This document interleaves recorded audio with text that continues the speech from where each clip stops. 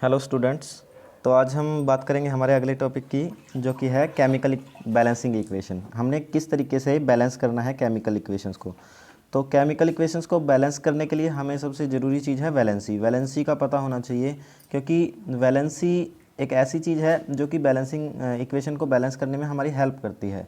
तो valency basically होती क्या है? वैलेंसी जो है किसी भी एलिमेंट की कंबाइंग पावर होती है, कि कोई भी एलिमेंट जो है किसी दूसरे एलिमेंट के साथ में अगर वो कंबाइन होता है तो वो उसके पास कितनी पावर है, कितनी स्ट्रेंथ है कि वो उसके साथ कितनी बॉन्डिंग कर सकती है, कितने बॉन्ड बना सकती है।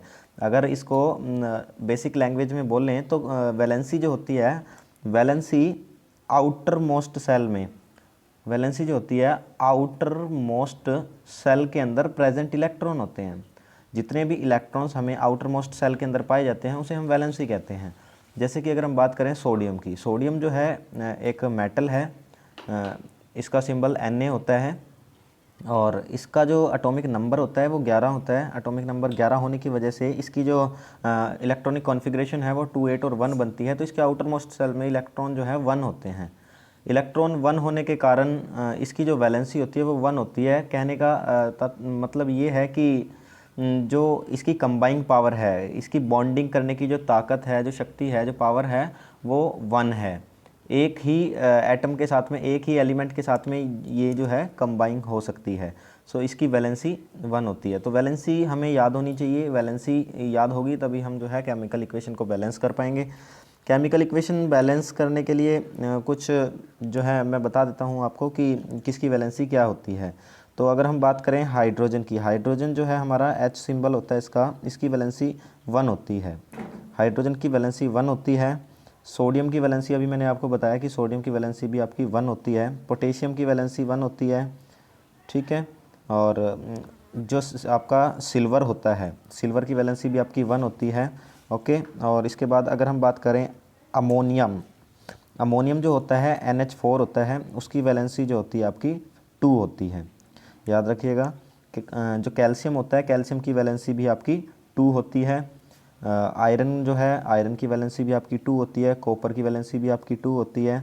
एक आयरन जो है उसकी वैलेंसी 3 भी पाई जाती है। आयरन 2 तरह के होते हैं जिनकी कंबाइंड पावर अलग अलग होती है। एक फेरस होता है, एक फेरिक होता है।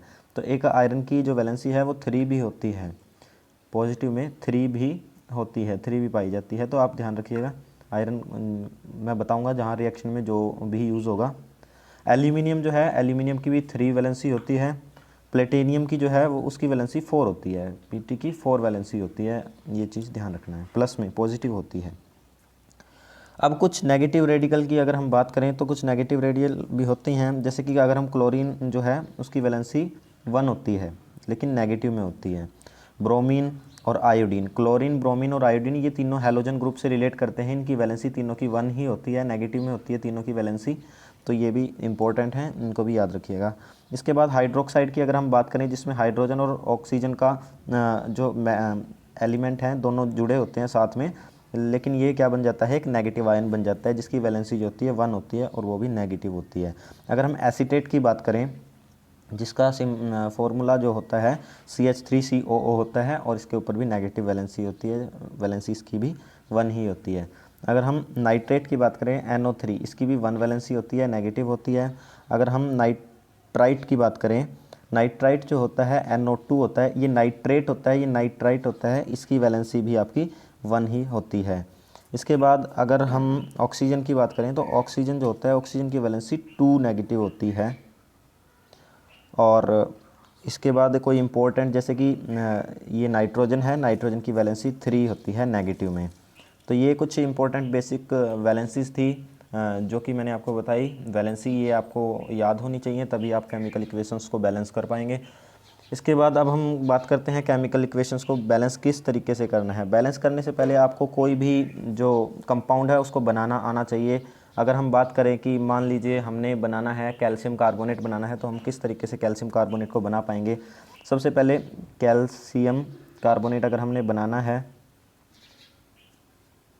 तो कैल्शियम कार्बोनेट के लिए हमें कैल्शियम का सिंबल पता होना चाहिए। जैसे कि कैल्शियम का सिंबल होता है Ca, कार्बोनेट का सिंबल होता है CO3। अगर कैल्शियम के अब वैलेंसी देखते हैं, कैल्शियम की वैलेंसी कितनी होती है। कैल्शियम की वैलेंसी 2 होती है, मैं इसके नीचे लिखूँगा। कार्बोनेट की वैलेंसी भी 2 होती है, मैंने इसके नीचे लिख दिया। तो अब हम इसको क्रॉस मल्टीप्लिकेशन करते हैं और क्रॉस मल्टीप्लिकेशन के बाद इसकी वैलेंसी इसके पैर में आ जाती है और इसकी वैलेंसी इसके पैर में आ जाती है। तो ओवरऑल क्या बनता है, Ca2CO3 और 2। तो ये 2 से 2 कट हो जाता है, तो ओवरऑल जो बनेगा इसका CaCO3 बनता है, CaCO3। ये हमारा कैल्शियम कार्बोनेट बना। तो इस तरीके से हमें कंपाउंड बनाना आना चाहिए, तभी हम बैलेंस कर सकते हैं केमिकल इक्वेशन को। एक दो और बना के देखते हैं। जैसे कि अगर मैं बात करूं एल्यूमिनियम क्लोराइड की, तो एल्यूमिनियम क्लोराइड कैसे बनेगा। एल्यूमिनियम क्लोराइड को बनाने के लिए हमें एल्यूमिनियम का सिंबल पता होना चाहिए और क्लोरीन का सिंबल पता होना चाहिए। एल्यूमिनियम क्लोराइड बनाना है, एल्यूमिनियम का सिंबल Al होता है, क्लोरीन का सिंबल Cl होता है। एल्यूमिनियम की वैलेंसी की अगर मैं बात करूं तो एल्यूमिनियम की वैलेंसी 3 होती है और कैल्शियम की क्लोरीन की वैलेंसी 1 होती है। तो मैंने इसको क्रॉस मल्टीप्लिकेशन किया तो यहाँ पे Al के पैर में 1 आ जाएगा और Cl के पैर में कितना आ जाएगा, 3 आ जाएगा। तो हमारा एल्यूमिनियम क्लोराइड का जो कंपाउंड फार्मूला है वो AlCl3 होता है। तो AlCl3 होता है, आप याद रखिएगा, ताकि बैलेंस इक्वेशन को बैलेंस करने में हमारी हेल्प हो। तो अब हम केमिकल इक्वेशन को बैलेंस करते हैं। एक दो एग्जांपल लेके उसको बैलेंस करने की कोशिश करते हैं। सबसे पहले हमें कैसे आएगा एग्ज़ाम के अंदर, अगर हमें आया तो इस तरीके से आएगा कि जैसे व्हेन आपके पास सोडियम क्लोराइड है, सोडियम सल्फेट लेते हैं, आपके पास सोडियम सल्फेट है, रिएक्ट करता है एल्यूमिनियम क्लोराइड के साथ। सोडियम सल्फेट एल्यूमिनियम क्लोराइड के साथ रिएक्ट करता है तो क्या होता है, इस तरीके से आपसे क्वेश्चन पूछा जाएगा। तो सबसे पहले आपने सोडियम सल्फेट जो है इसका सिंबल लिखना है, इसका कंपाउंड फार्मूला लिखना है। तो सोडियम सल्फेट, सोडियम का सिंबल होता है Na, सल्फेट का सिंबल होता है SO4। तो इसकी वैलेंसी 1 होती है, इसकी वैलेंसी 2 होती है। तो आपने क्रॉस मल्टीप्लिकेशन करके Na2SO4 जो है आपने बना देना है। ये सोडियम सल्फेट हो चुका है आपका। इसके बाद हम बात करते हैं एल्यूमिनियम क्लोराइड की। तो एल्यूमिनियम क्लोराइड की अगर हम बात करें, मैंने अभी आपको पीछे बना के दिखाया था कि एल्यूमिनियम क्लोराइड हम कैसे बनाएंगे। Al और Cl, इसकी वैलेंसी 3 होती है, इसकी वैलेंसी 1 होती है। तो क्रॉस मल्टीप्लिकेशन करने के बाद AlCl3 बनेगा। अभी मैंने आपको बनाया था कि सोडियम सल्फेट Na2SO4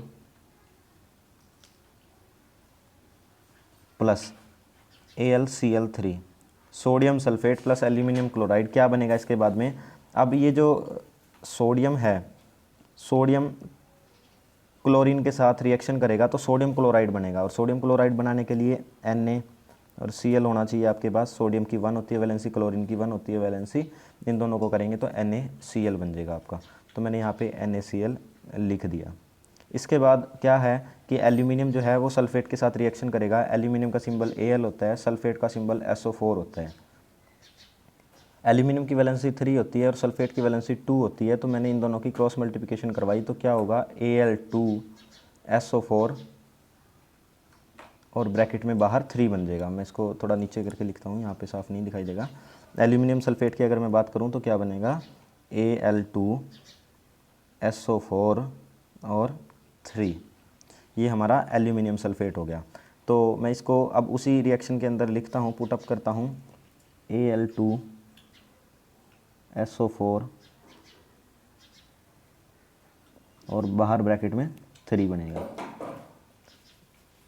ओके, तो